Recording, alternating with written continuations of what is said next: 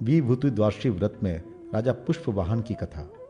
भगवान श्री कृष्ण ने कहा, महाराज, अब मैं भगवान विष्णु के विभूति द्वादशी नामक सर्वोत्तम व्रत का वर्णन कर रहा हूँ, जो संपूर्ण देवगणों द्वारा अभिवंदित है।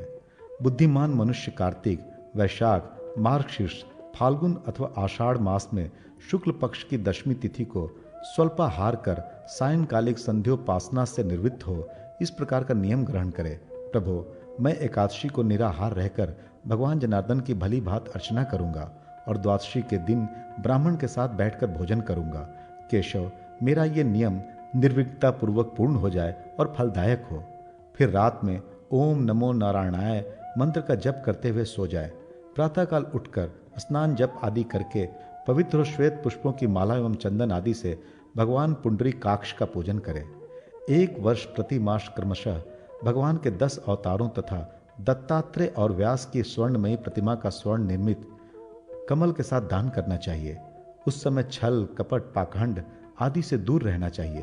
राजन, इस प्रकार यथाशक्ति 12 द्वादशी व्रतों को समाप्त कर वर्ष के अंत में गुरु को लवण पर्वत के साथ साथ गौ सहित शय्या दान करना चाहिए। व्रती यदि संपत्तिशाली हो तो उसे वस्त्र, श्रृंगार सामग्री और आभूषण आदि से गुरु की विधि पूर्वक पूजा कर ग्राम अथवा गृह के साथ साथ भूमिका दान करना चाहिए। साथ ही अपनी शक्ति के अनुसार अन्यान्य ब्राह्मणों को भी भोजन कराकर उन्हें वस्त्र, गोदान, रत्न समूह और धन राशियों द्वारा संतुष्ट करना चाहिए। स्वल्प धन वाला व्रती अपनी ही सामर्थ्य के अनुसार दान करे तथा जो व्रती परम निर्धन हो किंतु भगवान माधव के प्रति उसकी प्रगाढ़ निष्ठा हो तो उसे 3 वर्ष तक पुष्पार्चन की विधि से इस व्रत का पालन करना चाहिए।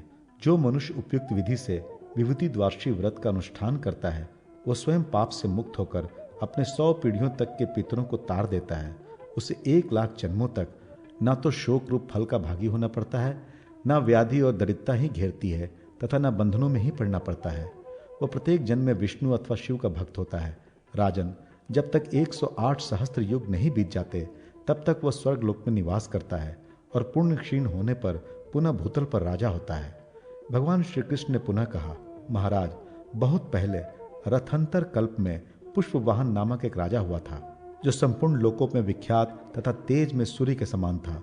उसकी तपस्या से संतुष्ट होकर ब्रह्मा ने उसे एक सोने का कमल रूप विमान प्रदान किया था जिससे वह इच्छा अनुसार जहां कहीं भी आ जा सकता था।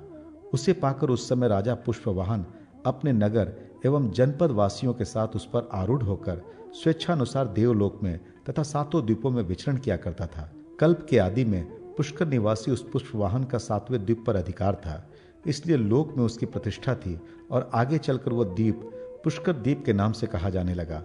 चूंकि देवेश्वर ब्रह्मा ने इसे कमल रूप विमान प्रदान किया था, इसलिए देवता एवं दानव उसे पुष्पवाहन कहा करते थे। तपस्या के प्रभाव से ब्रह्मा द्वारा प्रदत्त कमल रूप विमान पर आरूढ़ होने पर उसके लिए त्रिलोकी में कोई भी स्थान अगम्य नहीं था।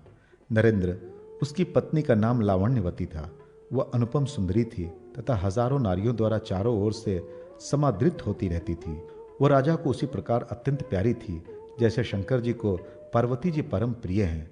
उनके 10,000 पुत्र थे जो परम धार्मिक और धनुर्धारियों में अग्रगण्य थे। अपनी इन सारी विभूतियों पर बारंबार विचार कर राजा पुष्पवाहन विस्मय विमुग्ध हो जाता था। एक बार प्रचिता के पुत्र मुनिवर वाल्मीकि राजा के यहाँ पधारे।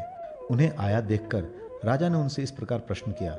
राजा पुष्पवाहन ने पूछा, मुनिंद्र, किस कारण से मुझे ये देवों तथा मानवों द्वारा पूजनीय निर्मल विभूति तथा अपने सौंदर्य से समस्त देवांगनाओं को पराजित कर देने वाली सुंदरी भार्या प्राप्त हुई है? मेरे थोड़े से तप से संतुष्ट होकर ब्रह्मा ने मुझे ऐसा कमल गृह क्यों प्रदान किया जिसमें आमत्य, हाथी, रथ समूह और जनपद वासियों सहित यदि 100 करोड़ राजा बैठ जाएं तो भी वे जान नहीं पड़ते कि कहाँ चले गए। वो विमान तारागणों, लोकपालों तथा देवताओं के लिए भी अलक्षित सा रहता है। प्रचेतः मैंने, मेरी पुत्री ने अथवा मेरी भार्या ने पूर्व जन्मों में कौन सा ऐसा कर्म किया है जिसका प्रभाव आज दिखलाई पड़ रहा है, इसे आप बतलाएं। तदनंतर महर्षि वाल्मीकि राजा के इस आकस्मिक एवं अद्भुत प्रभावपूर्ण वृत्तांत को जन्मांतर से संबंधित जानकर इस प्रकार कहने लगे। राजन, तुम्हारा पूर्व जन्म अत्यंत भीषण व्याध के कुल में हुआ था। एक तो तुम उस कुल में पैदा हुए, फिर दिन रात पाप कर्म में भी निरत रहते थे। तुम्हारा शरीर भी कठोर अंग, संधि युक्त तथा बेडौल था।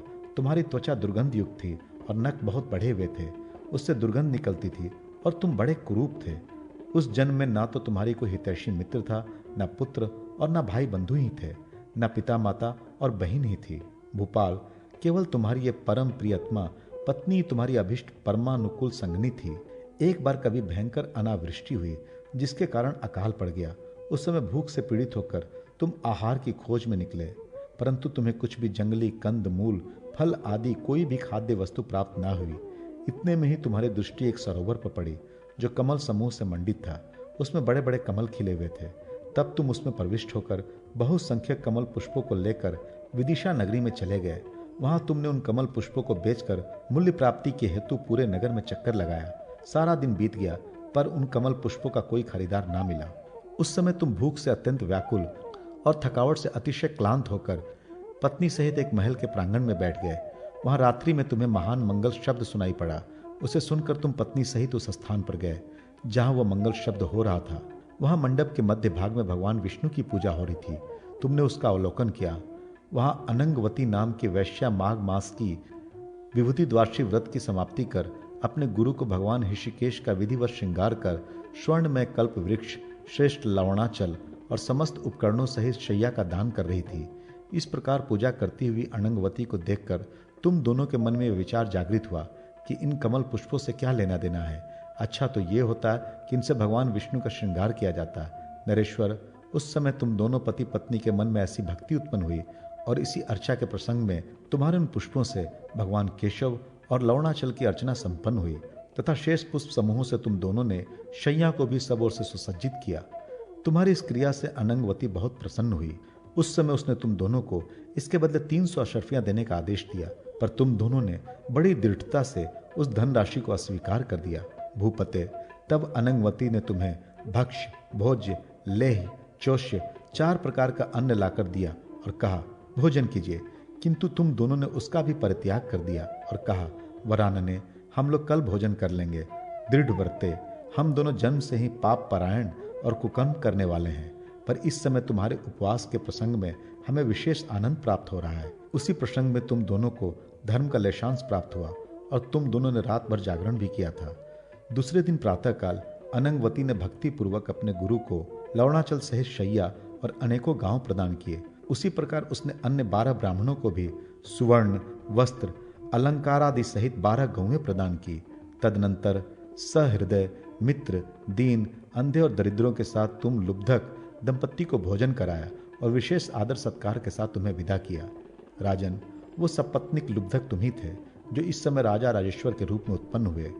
उस कमल समूह से भगवान केशव का पूजन होने के कारण तुम्हारे सारे पाप नष्ट हो गए तथा दृढ़ त्याग, तप एवं निर्लोभिता के कारण तुम्हें इस कमल मंदिर की भी प्राप्ति हुई। राजन, तुम्हारी उसी सात्विक भावना के महात्म्य से, तुम्हारे थोड़े से ही तप से ब्रह्म रूपी भगवान जनार्दन तथा लोकेश्वर ब्रह्मा भी संतुष्ट हुए हैं। इसी से तुम्हारा पुष्कर मंदिर स्वेच्छानुसार जहां कहीं भी जाने की शक्ति से युक्त है। वह अनंगवती वैश्या भी इस समय कामदेव की पत्नी रति के सौत रूप में उत्पन्न हुई है। यह इस समय प्रीति नाम से विख्यात है और समस्त लोकों में सबको आनंद प्रदान करती तथा संपूर्ण देवताओं द्वारा सत्कृत है।